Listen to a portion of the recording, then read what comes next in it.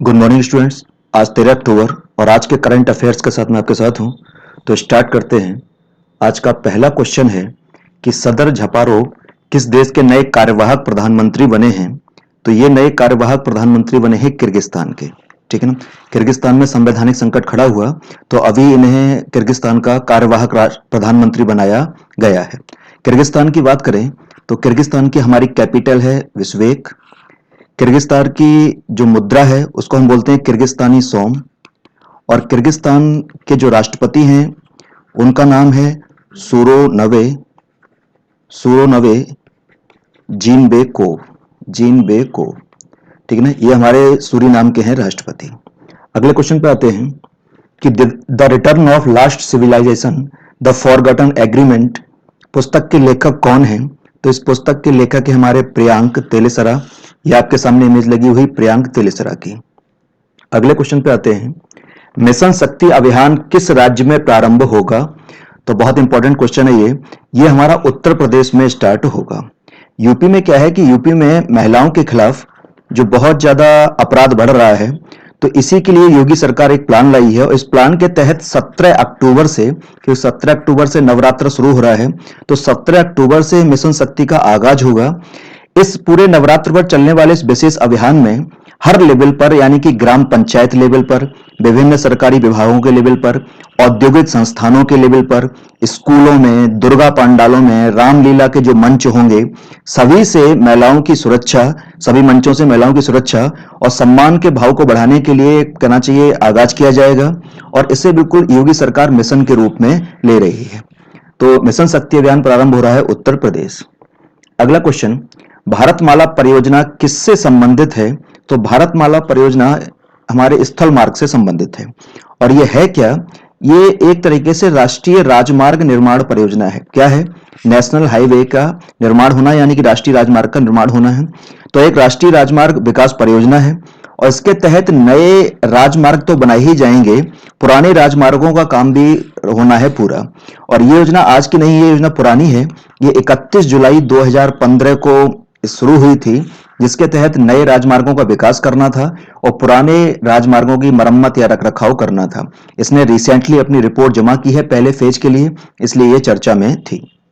अगले क्वेश्चन पे आते हैं कि हमारा एब्रोडेल्फोसा नामेडियस, ठीक है ना, एक नई प्रजाति हाल में खोजी गई है। ये किसकी प्रजाति है। एब्रोडेल्फोसा नामदफिनजियस किसकी प्रजाति है। तो ये प्रजाति है हमारी केकड़े की। ठीक है ना। इसमें क्या है कि हाल ही में हमारा अरुणाचल प्रदेश में, और अरुणाचल प्रदेश में पड़ता है हमारा नामदफा टाइगर रिजर्व। तो पूछा भी जाता है कि नामदफा टाइगर रिजर्व कहां पर है, तो हमारा आंसर हो जाएगा अरुणाचल प्रदेश। तो नामदफा टाइगर रिजर्व में ये केकड़े की प्रजाति पाई गई है और ये नामदफा में जो मीठे पानी की झील है उसमें पाई गई है। और ऐसा माना जा रहा है कि ये जो हमारी केकड़े की प्रजाति है वो मीठे पानी का उपयोग, जो पानी में ऑक्सीजन होती है, उस ऑक्सीजन को अवशोषित करने में करती है। ठीक है ना। तो ये कहां पाई गई है, तो याद रखना अरुणाचल प्रदेश में। अरुणाचल प्रदेश में भी कहां, नामदफा टाइगर रिजर्व में। तो उल्टा पूछा जाए कि नामदफा टाइगर रिजर्व कहां पर है, तुम्हारा आंसर हो गया अरुणाचल प्रदेश।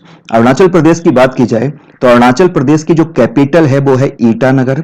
अरुणाचल प्रदेश के जो गवर्नर हैं उनका नाम है पेमा खंडू। और अरुणाचल प्रदेश, सॉरी, पेमा खंडू सीएम हैं अरुणाचल प्रदेश के। और जो अरुणाचल प्रदेश के गवर्नर हैं उनका नाम है बीडी मिश्रा। तो बीडी मिश्रा गवर्नर और सीएम पेमा खंडू। अगले क्वेश्चन पे आते हैं कि फ्रेंच ओपन 2020 में सिंगल्स का खिताब किसने जीता है। तो ये खिताब जीता है हमारा राफेल नडाल ने। ठीक है ना। फ्रेंच ओपन 2020 में पुरुष सिंगल्स खिताब किसने जीता, राफेल नडाल। ये लगा हुआ है और इन्होंने नोवाक जोकोविच को हराया है। नोवाक जोकोविच। और ये नोवाक जोकोविच जो है वो हमारे कहाँ के खिलाड़ी हैं, सर्बिया के। बहुत ज्यादा चर्चे रहते हैं, नंबर 1 खिलाड़ी। तो राफेल नडाल ने ये जीता है। और राफेल नडाल हमारे स्पेन को बिलोंग करते हैं, ये स्पेन से हैं। ठीक है ना। स्पेन की बात की जाए तो स्पेन की कैपिटल हो गई हमारी मैड्रिड। ठीक है ना। स्पेन के जो किंग हैं वो हैं फिलिप 6। कौन है, फिलिप 6। क्योंकि यूरोप में क्या है कि कॉन्स्टिट्यूशनल मोनार्की है, संवैधानिक राजतंत्र है। तो वहां पर कहना चाहिए कंट्री का हेड राजा अभी भी राजतंत्र है। तो फिलिप 6 ये हमारे वहां के किंग हो गए। और वहां के जो प्रेसिडेंट हैं वो है, सॉरी, प्रधानमंत्री जो हैं वो है पेड्रो सांचेज, पेड्रो सांचेज, ये वहां के पीएम। अगले क्वेश्चन पे आते हैं, किस राज्य ने उच्च शिक्षा के लिए ई लर्निंग यूट्यूब चैनल की शुरुआत की है? तो ये राज्य है हमारा गोवा। गोवा ने क्या किया है कि जैसे कि चैनल चलते हैं यानी कि दूरदर्शन वगैरह पर, उसके साथ साथ एक ई लर्निंग के लिए यूट्यूब चैनल भी शुरू किया है, और इस यूट्यूब चैनल का नाम होगा हमारा दिस्टावो। क्या होगा? दिस्टावो। खास चीज ये है कि ये जो प्रोग्राम शुरू किया गया है, ये प्रोग्राम छात्रों के लिए ना होकर शिक्षकों के लिए है, यानी कि गोवा राज्य ने अपने शिक्षकों को ऑनलाइन प्रशिक्षित करने के लिए इस परियोजना की शुरुआत की है। गोवा की बात की जाए तो गोवा की कैपिटल हो गई हमारी पणजी। गोवा के गवर्नर की बात की जाए तो भगत सिंह कोश्यारी, पहले भी आ चुका है कई बार, भगत सिंह कोश्यारी। और सीएम की बात की जाए तो प्रमोद सावंत, प्रमोद सावंत। ठीक है ना। अगले क्वेश्चन पे आते हैं कि नाबार्ड किस राज्य में 2 ऑर्गेनिक मसालों के बीज की स्थापना कर रहा है? तो इसका आंसर है हमारा गुजरात। गुजरात में ये 2 मसाले के फॉर्म स्थापित कर रहा है। क्या है कि 2 मसालों में एक है जीरा और एक है सौंफ। ठीक है ना। तो गुजरात के पाटन में तो ये जीरा का, और बनासकांठा जो है वहां पर सौंफ के लिए 2 ऑर्गेनिक फार्म स्थापित कर रहा है। ठीक है ना। तो 2 जगह गुजरात में स्थापित कर रहा है, और गुजरात में 2 मसाले कौन से हैं? जीरा और सौंफ। जीरा के लिए ऑर्गेनिक फार्म कहां पे बना रहा है? पाटन के लिए। और सौंफ के लिए कहां पर बना रहा है? बनासकांठा के लिए। गुजरात की बात की जाए तो गुजरात की कैपिटल हमारा गांधीनगर। गुजरात के गवर्नर आचार्य देवव्रत, आचार्य देवव्रत। और गुजरात के सीएम हैं विजय रूपानी, विजय रूपानी। अगला हम नाबार्ड की बात की जाए तो नाबार्ड की फुल फॉर्म है national bank for agriculture and rural development. क्या है? National bank for agriculture and rural development. और जो नाबार्ड का गठन हुआ था वो 12 जुलाई 1982 को हुआ था। और यह पूछा जाए किस कमेटी की सिफारिश के बाद हुआ था, तो ये कमेटी थी हमारी शिवरमन कमेटी, इसने सिफारिश की थी। इसके बाद नाबार्ड का किया गया था गठन। नाबार्ड का जो हेडक्वार्टर है वो हमारा बंबई में है, और नाबार्ड के जो एमडी हैं उनका नाम है गोविंदा राजुलू चिंतला, गोविंदा राजुलू चिंतला। ये हमारे नाबार्ड के एमडी। अगले क्वेश्चन पे आते हैं, अपोलो अस्पताल ने किस बैंक के साथ हेल्दी लाइफ प्रोग्राम शुरू किया है? तो ये शुरू किया है हमारा अपोलो अस्पताल ने एचडीएफसी बैंक के साथ। अपोलो अस्पताल ने एचडीएफसी बैंक के साथ इस प्रोग्राम को शुरू किया है, जिसके तहत क्या होगा कि ग्राहकों को चिकित्सा खर्च का जो भुगतान करना होगा उसके लिए 40 लाख तक का ऋण ये एचडीएफसी बैंक दे देगा उस ग्राहक को। यानी कि जो अपोलो अस्पताल में इलाज करा रहा होगा उसको अगर ऋण की जरूरत पड़ती है तो उसको ऋण प्राप्त हो जाएगा कहां से? एचडीएफसी बैंक से। और ये कितने तक का ऋण होगा? ये होगा 40 लाख रुपए तक का ऋण। एचडीएफसी बैंक की बात की जाए तो एचडीएफसी बैंक की स्थापना हुई है 1994 में। इसका हेडक्वार्टर है बंबई में, और इसके सीईओ जो हैं वो है हमारे आदित्य पुरी। ठीक है ना, ये इसके हैं सीईओ। अगले क्वेश्चन पे आते हैं, नीदरलैंड में भारत का नया राजदूत किसे नियुक्त किया गया है? तो नीदरलैंड में भारत का जो नया राजदूत है वो नियुक्त किया गया है प्रदीप कुमार रावत को। किसको? प्रदीप कुमार रावत। ये लगा हुआ, ये 1990 बैच के हमारे अधिकारी हैं, तो इनको नीदरलैंड का नया कहना चाहिए राजदूत नियुक्त किया गया है। नीदरलैंड की बात की जाए तो नीदरलैंड जो है हमारा वो उत्तर पश्चिम यूरोप का एक देश है। कहां पर पड़ता है? यूरोप में। यूरोप में भी कहां पर? उत्तर पश्चिम में। नीदरलैंड की जो कैपिटल है वो एम्स्टर्डम है। ठीक है। और नीदरलैंड में भी संवैधानिक राजतंत्र है, यानी कि कॉन्स्टिट्यूशनल मोनार्की है, और इसीलिए नीदरलैंड के जो किंग हैं वो उनका नाम है विलेम अलेक्जेंडर, विलेम अलेक्जेंडर। और यहाँ के जो पीएम हैं उनका नाम है मार्क रुल्टे, मार्क रुल्टे। नीदरलैंड के बारे में भी काफी क्वेश्चन इधर से घुमा के आते हैं, जैसे कि नीदरलैंड का डच भाषा में मतलब होता है लो कंट्री। बेसिकली है क्या कि नीदरलैंड का तकरीबन जो बाउंड्री है वो बहुत सारी तट रेखा जो है वो समुद्र से नीचे है, इसलिए नीदरलैंड की रक्षा समुद्र के पानी से उसके किनारे दीवार लगाकर या बाड़ लगाकर की गई है। अगर ये बोला जाता है कि अगर ये दीवार हटा ली जाए तो तकरीबन नीदरलैंड का 40% हिस्सा पानी में डूब जाएगा। ठीक है ना। तो इसलिए तकरीबन बताते हैं 1400 किलोमीटर लंबी चारों ओर दीवार है, जिससे कि समुद्र का पानी नीदरलैंड में ना घुस पाए। तो अगर पूछा जाए कि ऐसा कौन सा देश है जिसका किनारा समुद्री तट से नीचा है वगैरह, तो आंसर हो जाएगा नीदरलैंड। नीदरलैंड के बारे में और भी बहुत सारे बनने चीजें पॉपुलर है, कुछ अलग कंट्री है, जैसे कि वर्ल्ड में सबसे ज्यादा मनुष्यों की जो औसत लंबाई है वो हमारे नीदरलैंड में ही होती है। समझ में आ रहा होगा क्वेश्चन। दूसरा, अगर पूरी दुनिया में समलैंगिक विवाहों को सबसे पहले किसी ने मान्यता प्रदान की तो वो भी कंट्री हमारा है नीदरलैंड। ठीक है, नीदरलैंड को ही बोला जाता है हॉलैंड भी।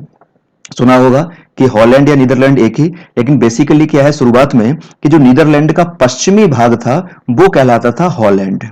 ठीक है ना। नीदरलैंड का जैसे हमारे यहाँ अभी तक कोई काठियावाड़ बोला जाता था या सौराष्ट्र, ठीक है ना, आज हमारा वो मिलके गुजरात महाराष्ट्र हो गया।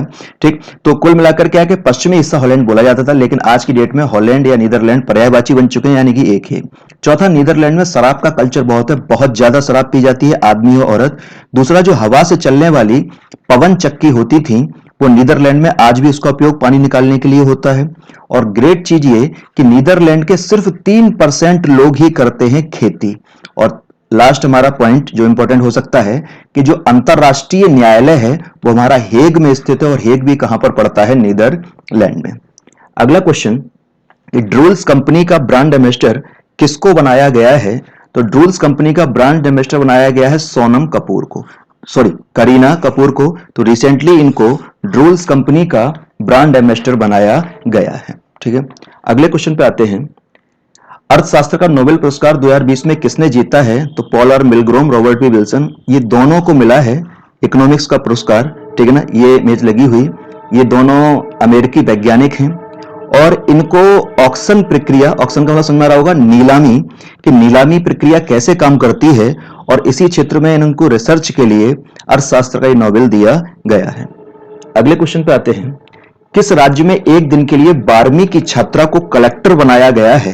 तो ये राज्य है हमारा आंध्र प्रदेश। ठीक है, आंध्र प्रदेश में क्या हुआ है कि हमारा आंध्र प्रदेश में जो अंतर्राष्ट्रीय बालिका दिवस पड़ा हमारा 11 अक्टूबर को, इसी को कहना चाहिए प्रमोट करने के लिए एक 12वीं कक्षा की लड़की है 16 साल की, और उसका नाम है एम श्रावणी। इसको अनंतपुर का डीएम बनाया गया। अनंतपुर हमारा पड़ रहा है आंध्र प्रदेश में, तो इसको अनंतपुर का डीएम बनाया गया, यानी कि जिलाधिकारी बनाया गया एक दिन के लिए। और ग्रेट चीज ये रही कि इस दौरान इसने कुछ डिसीजन भी लिए, जैसे कि इसने एक यौन शोषण की पीड़िता को 25,000 रुपए की आर्थिक सहायता दी। साथ ही निर्देश दिया कि सरकारी कार्यालयों में रात 8 बजे से लेकर शाम को 8 बजे से लेकर सुबह 8 बजे तक किसी भी महिला से कोई कार्य नहीं कराया जाएगा। तो लड़की का नाम जो एक दिन के लिए जिलाधिकारी बनी, एम श्रावणी। ठीक है ना, पूछा जा सकता है किस जिले में? तो अनंतपुर जिले में। मैंने यहां पर राज्य करके क्वेश्चन पूछ लिया है। ठीक है ना, और किस उपलक्ष्य में? तो अंतरराष्ट्रीय बालिका दिवस के उपलक्ष्य में। और आंध्र प्रदेश की बात की जाए तो इसकी कैपिटल अमरावती है। ठीक है ना, और इसके गवर्नर की बात की जाए तो बिश्वभूषण हरिचंदन है, बिश्वभूषण हरिचंदन। और इसके सीएम की बात की जाए तो Y S Jaganmohan Reddy, Y S Jaganmohan Reddy. अगले क्वेश्चन पे आते हैं। अंतरराष्ट्रीय आपदा जोखिम न्यूनीकरण दिवस कब मनाया जाता है? तो यह मनाया जाता है 13 अक्टूबर को। ठीक है ना, क्या है कि इस दिवस को मनाने की शुरुआत यूनाइटेड नेशंस यानी कि संयुक्त राष्ट्र संघ ने 1989 से की, और इसे संयुक्त राष्ट्र महासभा के द्वारा मनाया जाता है। और उसका बेसिक उद्देश्य जो है वो जोखिम के फील्ड में जागरूकता फैलाना, ठीक है ना, आपदाओं में कमी लाने के लिए प्रयास करना, और आबादी को प्रशिक्षित करना कि कैसे इन प्राकृतिक आपदाओं से बचा जा सकता है, यानी कि जोखिम को कम किया जा सकता है। तो कब से मनाया जा रहा है? संयुक्त राष्ट्र महासभा के द्वारा 1989 से। और किस दिन मनाया जाता है? तो 13 अक्टूबर। ये आज का करंट सेक्शन पूरा हुआ। उम्मीद है आपको पसंद आया होगा। अगले सेक्शन के साथ कल मिलते हैं। Till then bye.